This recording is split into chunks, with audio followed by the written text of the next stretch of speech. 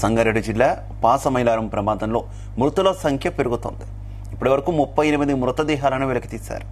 గాయపడిన 35 మంది హైదరాబాద్ శివార్లలోని వేరువేరు ఆసుపత్రుల్లో చికిత్స పొందుతున్నారు.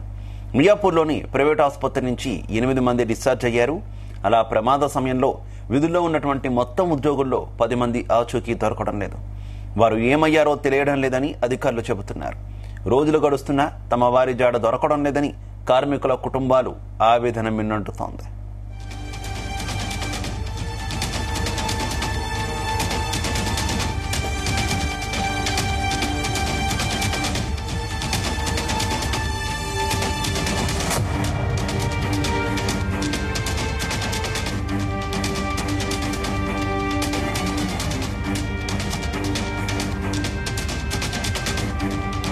సంగారెడ్డి జిల్లా పాసమైలారం ప్రమాదంలో మృతుల సంఖ్య పెరుగుతోంది.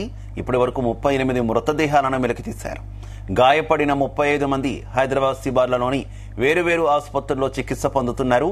మియాపూర్లోని ప్రైవేట్ ఆసుపత్రి నుంచి 8 మంది డిశ్చార్జ్ అయ్యారు. అలా ప్రమాద సమయంలో విధుల్లో ఉన్న మొత్తం ఉద్యోగుల్లో 10 మంది ఆచూకీ దొరకడం లేదు. వారేమయ్యారో తెలియడం లేదని అధికారులు చెబుతున్నారు. మరోవైపు రోజులు గడుస్తున్నా తమ వారి జాడ దొరకడం లేదని కార్మికుల కుటుంబాలు ఆవేదన మిన్నంటుతోంది.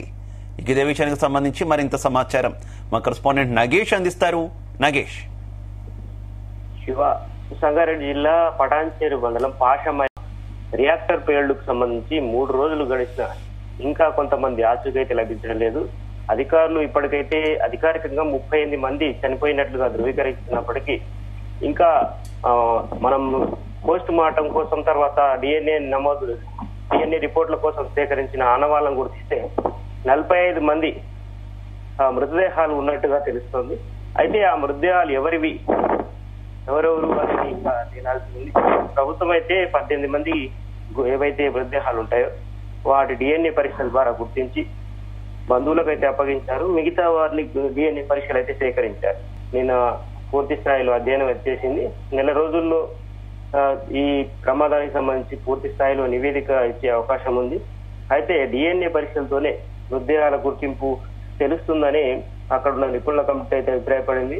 ముఖ్యంగా కార్మికులకు సంబంధించి భద్రతా చర్యలు పాటించకపోవడంతోనే ఇలాంటి ప్రమాదాలు జరిగినప్పుడు మృతుల సంఖ్య పెరుగుతూ ఉందని చెప్పి అభిప్రాయాన్ని కూడా వచ్చినట్టు తెలుస్తుంది. అయితే కార్మికుల మృతదేహాలు గుర్తుపట్టలేని విధంగా కాలిపోవడంతోనే చాలా వరకు అక్కడున్న బంధువులు అంటే కార్మికులకు సంబంధించిన బంధువులు వచ్చి ఆందోళన వ్యక్తం చేసిన పరిస్థితి ఉంది. నిన్న వైద్యారోగ్య శాఖ మంత్రి దామోదర రాజనరసింహ 2-3 సార్లు పరిశ్రమ ప్రమాద ఘటన స్థలానికి వచ్చారు. అప్పుడు కూడా కార్మికులు మంత్రిని కొంత అడ్డుకొని అసలు మాకు ఎన్ని రోజుల వరకు న్యాయం జరుగుతుందని చెప్పి నిలదీయడం జరిగింది.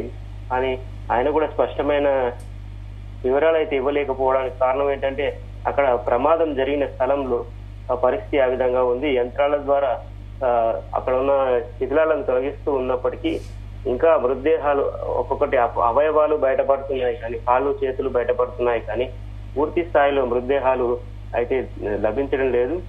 ఈ ఘటనకు సంబంధించి సహాయక చర్యలు వేగవంతం చేయాలని చెప్పి ఇప్పటికే మరోసారి రాజనరసింహ జిల్లా కలెక్టర్ ప్రావీణ్య ఎస్పీ పరమేశ్వరను ఆదేశించారు. అయితే 143 మంది విధులు అవుతున్నట్లు కంపెనీ ప్రతినిధులు చెప్తున్నారు కానీ కార్మిక సంఘాలు బాధితులు మాత్రం కాంట్రాక్ట్ ప్రాతిపదికన పనిచేసే వారే ఎక్కువగా ఆ రోజు విధులకు హాజరయ్యారు. వారిలో చనిపోయిన వారు ఎక్కువ మంది ఉన్నారు. అందుకే దీనిపైన పూర్తి స్థాయిలో నివేదిక ఇచ్చేటప్పుడు అసలు బాధితులు ఎంతమంది అనేది స్పష్టంగా తెలియాల్సిన అవసరం ఉందని చెప్పి వాళ్ళైతే డిమాండ్ చేయడం అయితే జరిగింది. మరోవైపు ఇక్కడ ఈ పరిశ్రమకు సంబంధించి మనకు సిగాచి పరిశ్రమలో 38 మంది చనిపోయారని చెప్తున్నప్పటికీ ఇంకా 10 మంది పరిస్థితి మాత్రం విషమంగా ఉందని చెప్పుకోవచ్చు. ఆసుపత్రిలో 35 మంది గాయాల పాలై చికిత్స పొందుతున్నప్పటికీ వారిలో 10 మంది 80% పైగా కాలిన గాయాలతో ఐసీయూలో వెంటిలేటర్ల పైన చికిత్స పొందుతున్నారు. వారి పరిస్థితి కూడా విషమంగా ఉందని చెప్తున్నారు. 10 మంది అయితే పూర్తిగా అడ్రస్ లేదు, వారు గల్లంతయ్యారని చెప్పుకోవచ్చు. అసలు దీనికి కారణం చెప్పే రీతిలో కూడా అధికారులు లేరు. ఎందుకంటే పూర్తి స్థాయిలో వివరాలు సేకరిస్తే అక్కడ ఎవరైతే అధికారులు ఉన్నారో వారు వివరాలు చెప్పేందుకు కూడా వెనకాడే పరిస్థితి ఉంది. మంటలకు కాలి బూడిదైపోయిన శవాలను గుర్తించే స్థితిలో అక్కడ ప్రత్యేకమైన ఏదైతే ఏర్పాట్లు కూడా లేవు కాబట్టి డిఎన్ఏ పరీక్షలు చేస్తే తప్ప పూర్తి స్థాయిలో ఎవరు చనిపోయారు, ఎవరి బంధువులు అనేది వివరాలు అయితే సేకరించవచ్చు. అయితే పటాన్చెరు ప్రభుత్వ ఆసుపత్రి దగ్గర అయితే హృదయ విదారక ఘటనలు అయితే మనం చూస్తూ ఉన్నాం. ఎందుకంటే కుటుంబీకుల కోసం ఎవరైతే చనిపోయారో వారి బంధువులు కావచ్చు, బాధితుల సోదరులు, ఇతర కుటుంబీకులు వచ్చి రోజుల తరబడి పడిగాపులు కాస్తున్నారు. డిఎన్ఏ కోసం చిన్న చిన్న పిల్లలు కూడా అంటే వారి రక్త నమూనాలను అందజేస్తూ ఉన్నప్పుడు కొంత చాలా వరకు హృదయ విదారకమైన పరిస్థితులు అయితే మనకు కనిపిస్తూ ఉన్నాయి.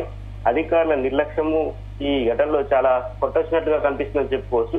అందుకే ప్రభుత్వం దీనిపైన సీరియస్ గా యాక్షన్ తీసుకునే అవకాశం ఉంది.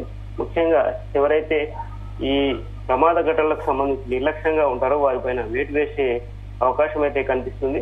సిగాచి పరిశ్రమ వ్యవహారానికి వస్తే అధికారుల నిర్లక్ష్యంపై ఇప్పటికే కాంట్రాక్ట్ కార్మికులు కావచ్చు, ఇతర కార్మికుల నుంచి తీవ్ర విమర్శలు అయితే వస్తున్నాయి.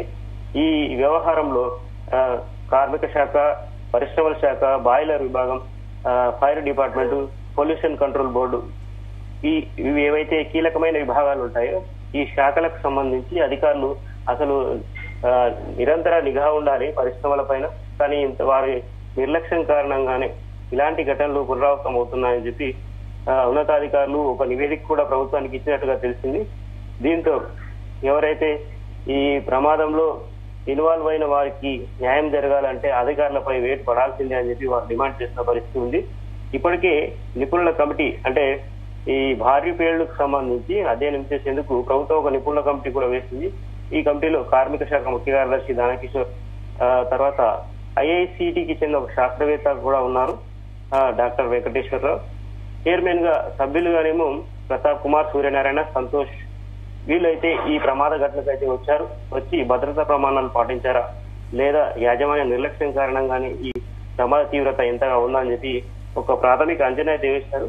భవిష్యత్తులో ఇలాంటి ఘటనలు చోటు చేసుకోకుండా సిఫార్సు చేసే విధంగా వాళ్ళైతే పూర్తి స్థాయిలో అధ్యయనం అయితే నగేష్, ప్రమాదం జరిగి ఇన్ని రోజులు అయ్యాయి, ఇంకా పూర్తిగా అసలు ఆ సమయంలో ఎవరైతే పనిచేస్తున్నారో వారి ఆచూకీ కూడా పూర్తిగా తెలియనటువంటి సిచ్యువేషన్ లో ఉన్నాం. ఇంకా మృతదేహాలు కూడా ఎవరికి వారికి పూర్తి స్థాయిలో అప్పచెప్పలేని సిచ్యువేషన్. పైగా అసలు ఏ ఘటన, ఏ కారణంతో ఈ ప్రమాదం జరిగింది, ఎక్కడ నిర్లక్ష్యం అనేది కూడా గుర్తించలేకపోయారు.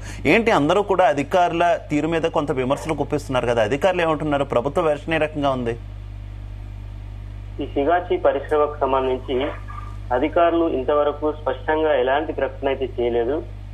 మీడియా ముందుకు వచ్చి వైద్యారోగ్య శాఖ మంత్రి ఎవరైతే దామోదర్ రాజనరసింహ మాత్రమే 3-4 సార్లు మాట్లాడారు. ఆసుపత్రిలో కావచ్చు, పరిశ్రమ దగ్గర కావచ్చు. జిల్లా కలెక్టర్ గాని, ఎస్పీ గాని మీడియా ముందు వచ్చి మాట్లాడలేదు.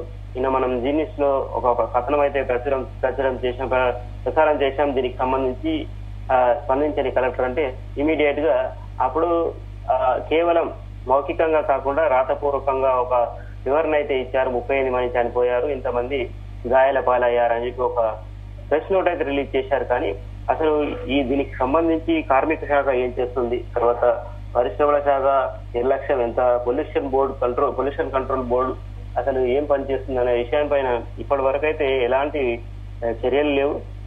దీనిపైన కూడా ప్రభుత్వం సీరియస్ గా ఉందని చెప్పుకోవచ్చు. ముఖ్యమంత్రి రేవంత్ రెడ్డి మొన్న ఏదైతే ఘటనా స్థలాన్ని సందర్శించిన క్రమంలోనే అధికారుల పైన చాలా సీరియస్ అయ్యారు.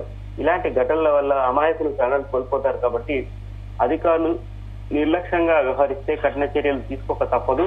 ఈ ఘటనపై సమగ్ర అధ్యయనం చేసిన తర్వాత ఏదైతే దర్యాప్తు నివేదిక ఆధారంగా చర్యలు ఉంటాయని చెప్పి ఆయన హెచ్చరించి వెళ్లడం జరిగింది.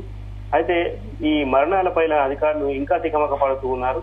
ఇప్పటికే పోస్ట్ మార్టం కోసం ఏదైతే మార్చిలో 45 మృతదేహాలు ఉన్నప్పటికీ అధికారులు మాత్రం 38 మంది చనిపోయినట్లు ఇంకా ప్రకటించడం అనేది శోచనీయంగా చెప్పుకోవచ్చు. 46 మంది చనిపోయినట్లుగా కొంతమంది అంటే లోకల్ అధికారులు ఎవరైతే ఉంటారో ఎంఆర్ఓ స్థాయి కావచ్చు, అక్కడ వైద్యారోగ్య శాఖలో పనిచేసే కింది స్థాయి ఉద్యోగులు కావచ్చు, వాళ్ళు చెబుతూ ఉన్నప్పటికీ ఉన్నతాధికారులు మాత్రం ఈ విషయాన్ని దాచిపెట్టి కేవలం 38 మంది చనిపోయారు, ఇంకా 2 మృతదేహాలు గుర్తించాం అని అయితే చెబుతూ ఉన్నారు. అయితే ఈ ప్రమాదానికి సంబంధించి ఏదైతే మృతుల సంఖ్య పెరిగే అవకాశం ఉంది కాబట్టి ఈ విషయాన్ని కొంత దాచి వస్తున్నారని చెప్పి ప్రచారం అయితే జరుగుతుంది. ఎవరైతే ఈ ఘటనకు సంబంధించి నిర్లక్ష్యంగా వ్యవహరించాలో వారికి మాత్రం కఠినంగా శిక్ష పడే అవకాశం ఉంటుంది. అయితే కొంత సమయం మధ్య పట్టవచ్చు. ఎందుకంటే ఈ కేసుకు సంబంధించి దర్యాప్తు పూర్తి స్థాయిలో నివేదిక అందిన తర్వాతే చర్యలు తీసుకునే అవకాశం ఉంటుంది. కాబట్టి వారు నివేదిక ఇచ్చిన తర్వాతే ప్రభుత్వం అయితే స్పందించే అవకాశం ఉంటుంది. మరోవైపు క్షతగాతులకు మెరుగైన చికిత్స అందించేందుకు ప్రభుత్వం అన్ని ఏర్పాట్లు చేసింది. ఇప్పటికే కొన్ని ఎవరైతే 80% కాలిన గాయాలతో ఆసుపత్రిలో ఉంటారో వారికి మెరుగైన చికిత్స కోసం హైదరాబాద్ లోని ప్రైవేట్ ఆసుపత్రులకు కూడా తరలించిన పరిస్థితి ఉంది. మరోవైపు మృతుల కుటుంబాలకు ₹1 విరాళం అందిస్తామని ప్రకటించిన నేపథ్యంలో నిన్న ఈ కంపెనీకి సంబంధించిన ఎవరైతే సిగాచి డైరెక్టర్ ఉంటారో చిదంబరనాథ్ అక్కడికి రావడం జరిగింది.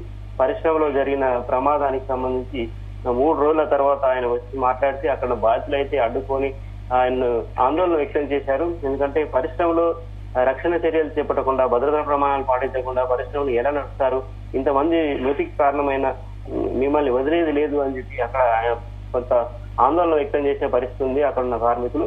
దీంతో ఆయన మృతులకు కొంత సంతాపం తెలియజేసి అక్కడి నుంచి పటాన్చెరు ఏరియా ఆసుపత్రిలో ఉన్న ఎవరైతే ఈ ప్రమాదంలో చనిపోయారో వైస్ ప్రెసిడెంట్ ఆయన మృతదేహాన్ని అయితే తీసుకెళ్లడం అయితే జరిగింది. అయితే 90 రోజుల పాటు అన్ని శాఖల ఏవైతే ఇప్పుడు సిగాచి పరిశ్రమకు సంబంధించి స్టాక్ ఎక్స్చేంజ్ కూడా ఒక 90 రోజుల పాటు అంటే 3 నెలల పాటు ఎలాంటి కార్యకలాపాలు జరగవు ఈ పరిశ్రమ అంటే ఇస్నాపూర్ పరిసర ప్రాంతాల్లో ఉన్న పరిశ్రమలు అని చెప్పి ఒక నోట్ కూడా అందజేయడం జరిగింది. దీంతోనే ఆ పరిశ్రమకు సంబంధించి కార్యకలాపాలు కూడా ఆగిపోయినట్లుగా మనకు తెలుస్తుంది. శివ.